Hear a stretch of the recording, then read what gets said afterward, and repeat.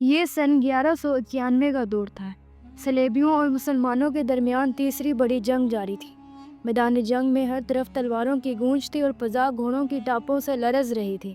اس عظیم معرکے کے دو بڑے کردار تھے۔ ایک طرف مسلمانوں کے عظیم سپہ سالار سلطان صلاح الدین ایوبی اور دوسری طرف انگلستان کا مشہور بادشاہ رچرڈ دی لائن ہارٹ۔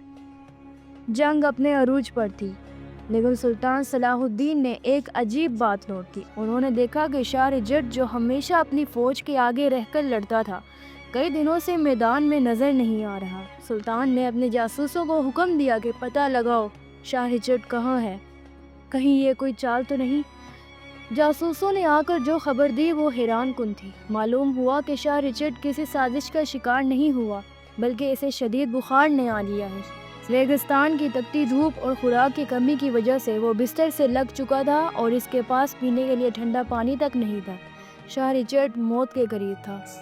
دنیا کی تاریخ گواہ ہے کہ بادشاہ ایسے موقعوں کا فائدہ اٹھاتے ہیں اور اپنے کمزور دشمن کو ختم کر دیتے ہیں، لیکن تاریخ اسلام کے اس عظیم غازی نے کچھ اور ہی سوچا تھا۔ سلطان نے فرمایا، میرا دشمن بیمار ہے اور اسلام ہمیں بیمار پر رحم کرنے کا سبق دیتا ہے، میں اس حالت میں اس پر حملہ نہیں کروں گا۔ سلطان نے اپنے خاص طبیب کو شاہ رچرڈ کے پاس بھیجا۔ صرف یہی نہیں بلکہ پہاڑوں سے منگوائی گئی برف اور تازہ انار اور انگور تحفے کے طور پر بھیجے تاکہ رچرڈ کی پیاس اور بیماری کم ہو سکے۔ جب شاہ رچرڈ نے یہ دیکھا تو وہ ہکا بکا رہ گیا کہ جس شخص کو وہ مٹانے آیا تھا وہی اس کی جان بچانے کی کوشش کر رہا ہے۔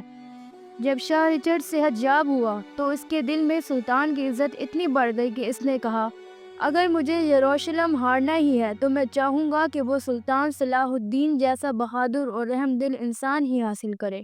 ناظرین، یہ تھی ہمارے بزرگوں کے اخلاقیات۔ انہوں نے دلوں کو تلوار سے نہیں بلکہ اپنے کردار سے جیتا۔